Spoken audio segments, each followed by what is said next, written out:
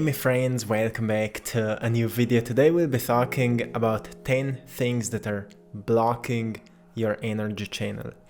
So when our energy channel is pure, we are filled with creative energy, healing can take place much faster, we feel more productive, we feel a sense of greater clarity, we feel more grounded, we are more productive, and it's much easier to build the necessary discipline so we can take something into action, right? So we can move things in our lives. So what it then means that our energy channel is blocked? Well, usually when our mind gets out of harmony, we start wandering in all possible different scenarios, memories, stories, and we get into so many different information, and everything can awaken a certain sensation, like an emotion, and suddenly we awaken a lot of different sensations. More the mind is wandering, more we will feel different emotions, and suddenly we feel anxious about many different things. And that may cause a great imbalance in our energy system. And that's where our energy channel becomes blocked. So the first thing that is blocking your energy channel is procrastination. Why is that? Well, when we're procrastinating on something, it's like on the conscious level, we know that we need to do it. But we are not doing that because of certain reasons. And faster we can identify the reasons why we are not doing what we are procrastinating on, faster we will be able to cut the procrastination and actually do what we need to do. Well, for example, today, me and Maya are packaging because we go to travel a little bit. But I was procrastinating on packaging. And interestingly, I was also lacking creativity for making a video today. Like I said, well, I don't feel inspired to do it, and like I don't have nothing to share with you today. And I was procrastinating on packaging for some time. And then I did a workout and suddenly I felt much better. I've raised my energy. I was meditating a little bit. And then I went to package my stuff and suddenly I felt inspired to make a video about things that are blocking our energy the most. And that's where I've noticed, that moment of clarity. Well, every time we decide to procrastinate on something, and often it may be just a coping mechanism. When we feel tired, when we feel exhausted, when we have a lack of clarity, we start procrastinating. And the thing is that we just need to finish what we've started. And when we know that we need to do something, we need to do it until we finish it. Because it will give us that sense of satisfaction. We'll get back into that center of ourselves. It will raise our self-confidence, but most importantly, we'll feel more grounded because we'll know that we've actually did something great, and now we have more energy to invest it into something else, something that is maybe important to us or nothing else, just into this moment, so we can be fully present in our bodies and just enjoying that, sensation of being present. So the second thing that is blocking a lot of your energy is lack of clarity, as I mentioned before. Clarity is alignment. Clarity is a clear impulse of where to go. So when we have a clarity in our minds, we are trusting the path we are walking on. And this is something truly important because most people are not lacking like discipline or motivation. They are lacking clarity. They don't know what they want in life, or they don't know what they want to create with their lives. So an important thing is a clarity. So studying ourselves can lead us to greater clarity. And meditation often can help us because we're so distracted with so many different information. And sometimes we just need to slow down, to detach from all different sources of information, so we can experience back that awareness of our internal guidance or internal source of feeling of connection, that sense that is helping us to feel ourselves, to understand who we are on that soul level. And from that state, it's much easier to think clearly, to see our lives clearly, maybe to see our challenges more clearly. Because often in that state, when we calm down our minds, we calm down our brain, and suddenly we are able to download solutions for our daily challenges, and suddenly we just know what to do. And that's why for me meditation is so powerful when it comes to clarity. Sometimes when I don't know what to do in certain situation, I will go into meditation, I will let go of what's happening, and suddenly I just experience an answer. So whatever it is, if you're lacking clarity about your future, like what kind of life you want to live, I want to encourage you to take time and journal your mind a little bit. Write down the things that you actually want to work on, what kind of skills you want to improve in your life, what is making you unique, what is inspiring you. Because there's actually something truly special about inspiration. When we feel inspired by something, it's not just that, we experienced a random inspiration. We felt inspired by it because there's like something that is putting a wood onto the fire of the soul. And I'm using like a poetic language right now because it sounds beautiful. But every time when a song inspires us, there were certain words or a melody or something that inspired us to do something creative for ourselves as well. And the more we start to follow that call of inspiration, more we recognize that's actually the feeling of who we are.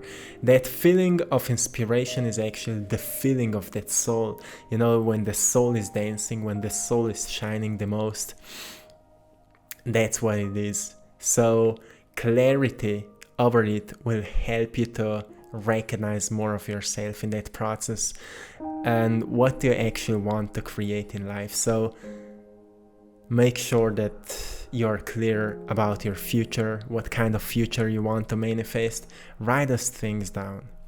The third thing that is blocking your energy channel are limited beliefs. We have so many limited beliefs. Most of them are coming from our childhood, when we've heard things about what's possible, what's not possible, what are we capable of and what are we not capable of. And many of those beliefs may not be supportive when it comes to the life we want to live. Once you have that clarity, are your beliefs supportive to that system? Because, it doesn't matter how much of energy you experience in your body. If you have limited beliefs, you will not even try to invest your energy into something that is important to you.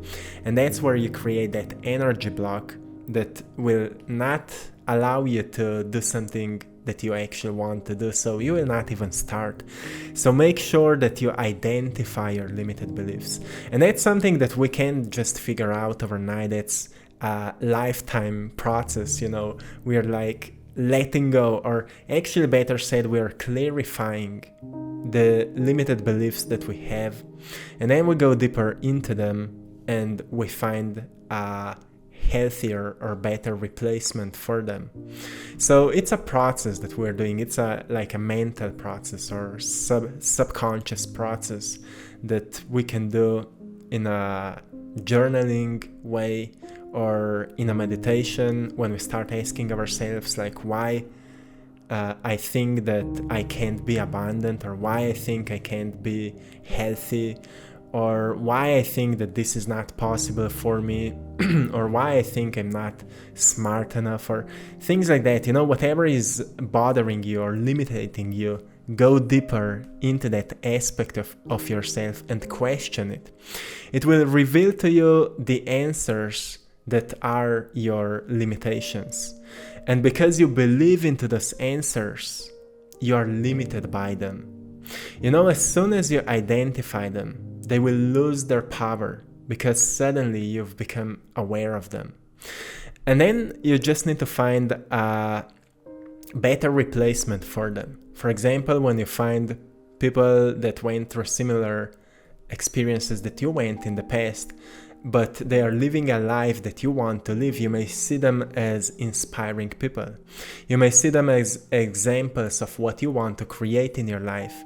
And by studying those people, you will notice that they believed into themselves. They believed into something greater than you believe right now. And this may help you to change your beliefs. And by studying them more deeply, you may notice how they've changed their mindset and their behaviors, their habits, and slowly their emotional system started releasing that toxic energy, and they become much more aligned with themselves, and so on.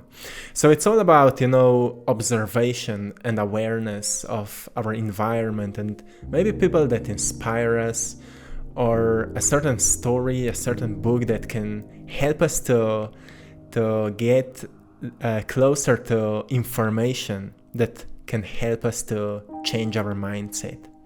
And by consistent repetition with studying those kind of things, we will develop new beliefs that will free us from the previous limitations.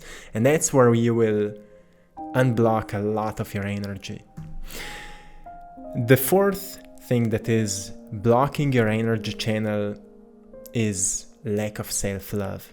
So self-love is, when we actually take time to truly nurture our soul. So it's not just saying some beautiful words to yourself, but actually you start questioning, is the way you're treating your spirit, your soul, your mind, and your body the way you want to be treated? And once you get clear on what kind of nourishment could be more healthier for you, so you would feel better, so you would feel more alive, more rejuvenated, more creative, more passionate, more in love with life. Once you figure that out and you start working on that, you will develop a practice that we call self-love. It's something that we give to ourselves to nurture ourselves, so we can change, our self-image, so we can raise the confidence we have for ourselves, so we can deepen that connection we have with the universe, source, or God, and that we nurture it, that we stay consistent with it. So for some people it may be just a meditation. For some people it may be a certain act of self-care, like a bath or something like that. For some people it's like taking time for morning affirmations and nurturing your mind with some beautiful words. Whatever works for you, or it can be a combination of everything. I would take a combination of everything because it helps me to stay connected with myself, but I need to have all those routines kind of organized, so I will not have my mind all over the place. So depends how your mind works and what you feel that you need, take care of that. Make sure that you are as loving as possible towards yourself, because when you increase the self-love, you increase the love for others. So that capacity to love others will expand, and that's something that we are lacking on the world. And I think that's the cure for many unhealthy challenges in relationships we're facing with.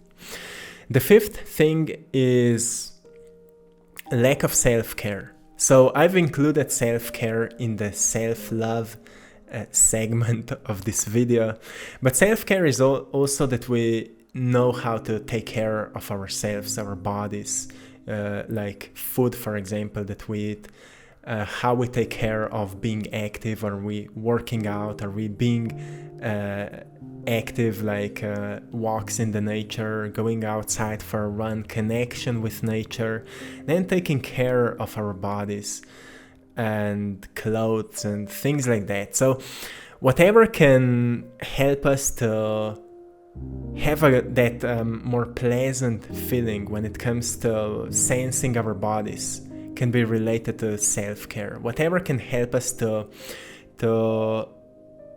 feel more friendly, when we're thinking about ourselves, that we become our greatest friends, and that we start to like our bodies, not in that egoistic way or selfish way, but just that we feel good in the body, that we actually let go of that guilt because we're not taking care of ourselves, and we actually take care of that responsibility.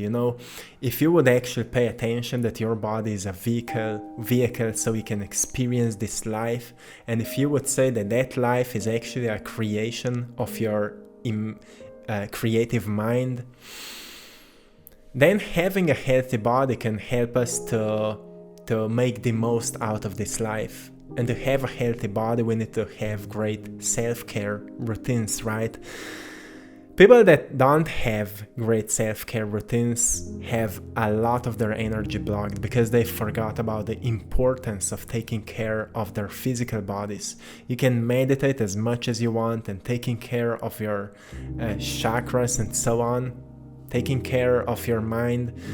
But if you're not taking care of your body, the energy will not be in alignment, because everything in this physical dimension is connected together. So it's like, black and white, bright and dark. Everything needs to work in balance. So physical and energetical needs to work in balance. We need to take care of everything. It doesn't mean that we obsess ourselves over everything, but we need to take care of the harmony within everything. And it's a long process to figure all of those things out. So be gentle with yourself, take it easy, but make sure that you feel good within your body. That's something that is truly important. The sixth thing that is blocking your energy channel is gossiping. How often we may say or think certain words, negative words about people around us, or we may indulge ourselves into certain negative conversations about others, and we may feel good because we may find coherence in the belief system of others with our belief about those people that we are gossiping about, and people feel good about that until they don't, right? And the energy we put out is always the energy we receive back. So that may cause a lot of imbalance in our energy system. So make sure that you are actually talking about other people as same as you want to talk to yourself. Make sure that the words you're saying to others are the words that you want to hear for yourself, because that's something that is really important, especially in these times when so many people are hurting, are in pain, and are like hating each other. We need to take care about that, right? Everything starts with us, and once we take care of that relationship with ourselves, we become more kind towards ourselves, and we increase that self-love, because life is beautiful. We learn to speak about others in the same language, in the same way, with the same energy. And that's a truly healing process for many relationships. So take care of that. Another thing that is blocking your energy channel is lack of hope for the future. Hope can be born with clarity once again, and a certain vision that you have. Most people are lacking vision for the future, and that's why they don't have any hope for the future. When I've started working on my journey, what I'm doing now, I wrote down the things that I want to experience in my life. And when I've started studying more about the science of manifestation and the power of our minds, I've noticed that many people are talking about how important it is to have that clarity over what we want to experience. And if we develop a belief that it's actually possible, even though we don't know how things will find us, we have that belief that it will work out. If we do something we love to do, if we become really passionate about it, we develop that belief that things will work out, and it helped me to gain greater hope for the future. And I make sure that I always have that vision for the future. Once I've started manifesting the things that I wanted to have, at some point I've noticed, well, I've manifested everything I ever wanted. So again, I found myself in a situation where I didn't have the vision for the future anymore as clear and important as it was in the past. So I've started thinking bigger, like I want to see happy people in my life. I want to see happy people on the world actually. I want to see people healing themselves. I want to see people smiling. And something truly interesting started happening in my life. Like everywhere I went or I go now, I see so many positive people. Like I go to the bank for certain things, and the person that is there serving me is really positive, really kind. Or I'm taking care of certain official papers that in the past I've experienced many boring, people that seemed like they are really bored at their jobs. Now, like almost every time when I'm doing something like that, taking care of certain official papers, or sometimes you need to take care of those things, I just experience so many positive people, kind people, people that are passionate about the job they are doing. And that's something that truly shifted me in so many ways, because I've noticed, well, we truly can take, or better said, we truly have a lot of power in how we are actually experiencing our lives. So lack of hope for the future is coming from lack of vision for the future. Once you create a vision for the future that seems really important to you, that you see the wanting results, doesn't matter what kind, it will increase a hope for the future. And when you have hope, you have something to strive for. Even when nothing makes sense, at least you have hope, right? And that's sometimes it's all we need, and it's enough. So make sure that you have a vision for the future. It will help you to align your energy so we can invest it into that vision. Every time we actually get clear on what we want, we start shifting our timeline. Because when we get clear on what we want, we start changing the way we think. And once we start changing the way we think, if we get consistent with it, we'll start acting differently. When we start thinking and acting differently, of course, we'll start feeling differently. So we start taking different choices. And when all of those things align, like thoughts, feelings, actions, choices, and so on, we change our timeline. And that's where we start seeing synchronicities and beautiful serendipities, manifestations that starts finding us just in the right moments. So take care of this. The eighth thing that is blocking your energy channel is lack of discipline. So it doesn't matter how much we know, doesn't matter how clear we are about the future, doesn't matter how much clarity we have. If we don't take action with it, if we don't design certain constructive patterns that can help us to make it happen, we will actually never make it happen. We'll never manifest those results, because we need discipline. If we're lacking discipline, we can be distracted with every single little thing. It doesn't mean that you need to be so disciplined that you forget about spontaneity, that you completely let go of spontaneity. We need to be spontaneous as well. We need to balance both aspects, discipline and being free. So actually discipline can help us to be more free if freedom and discipline are in balance. That's again something that we need to develop a relationship with. So to me, I like to discipline myself with my rituals and routines, and for example with reading books that can help me to to expand my vocabulary, expand my English knowledge about the English language, and working out and meditation and being active and being often, frequently in nature. That's something I want to discipline myself, because it can help me to also stay in a beautiful alignment, because I'm a creative person. So often my mind can go all over the place. And if I'm not disciplined, sometimes I can start many different projects, and if I will not stay consistent with them, I will not finish them. So when I see that I have paintings unfinished in my studio, I can notice, well, there's something I'm lacking. There's no balance anymore in my life, and that's when I need to take care of that. So once we learn to take care of the beautiful balance between freedom or being spontaneous and discipline, we truly increase our energy. We truly become much stronger and much more grounded in our bodies. That's something really, really important.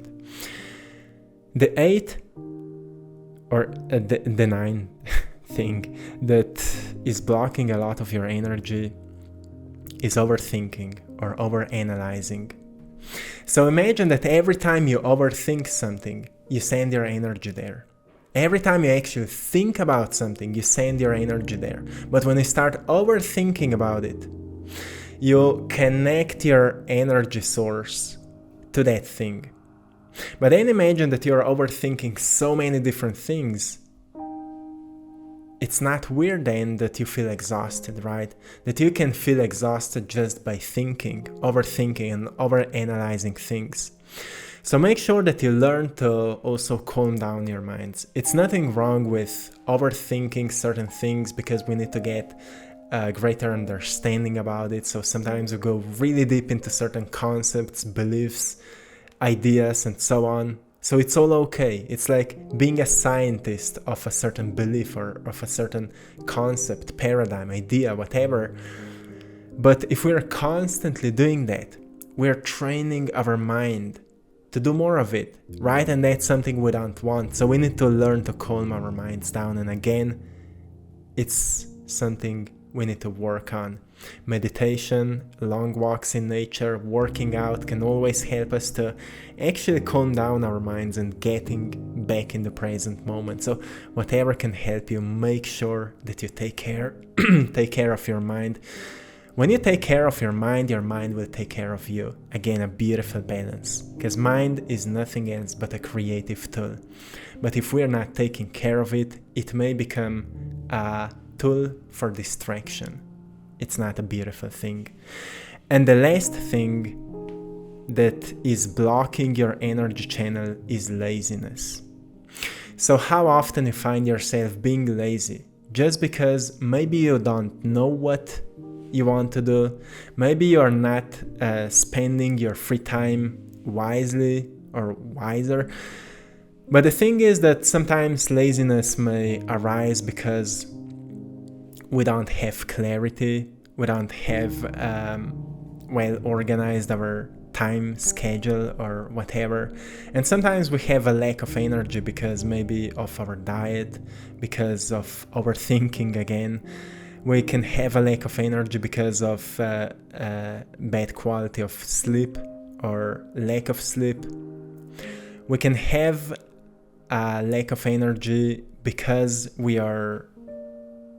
our perception of life is too negative.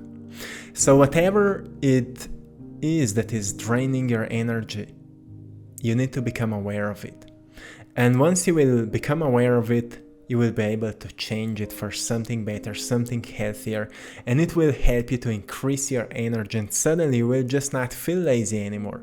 You see, it's not about forcing laziness into, when you feel lazy and you force yourself into taking action, you actually become aware of the source of your laziness. There's so many different things that may be the source of it, and by practicing awareness over your life, the way you are living your life will help you to recognize why you feel lazy. And that is a different approach, because suddenly you can change that source. You can, you can do something differently. Like you can take care of your quality of the sleep. You can start eating food that is actually healthier for you. You can take care of your mind, be less distracted by your phone and things that are distracting you, and take care of what kind of information you allow yourself to consume. Like reading books that can help you to grow, to be inspired, watching podcasts or videos that can help you to feel inspired, but not overdo it once again, because again it will lead you to overthinking and having that overwhelmed sensation of too many information at one time. So we need to be conscious about this, my friends. And once we take care of this, we are a work in progress. And more we take care of those things, more our energy will get in balance. So maybe it was a long video and many different information, but it's all connected. And it's not so hard to take care of all of that if we stay aware and conscious in our daily lives, and we actually start our days the way we want to start them, the way that actually feels right, with some good meditation, with a good workout, going outside into the nature, connecting with that beautiful energy of Mother Earth so you can feel who you are, and make it a foundation for your day, like a pillar on which you start building your day. And the rest of your day will be much easier for you. You will see. And for those of you who are already doing that, you know that. So share in the comments below what is the biggest challenge for you and what are you working on, because maybe you can just inspire somebody to do something similar. And this is it for today. I hope you've enjoyed in today's painting. I'm sending you all lots of love, blessings and power. Have a beautiful day. Until next time, one love.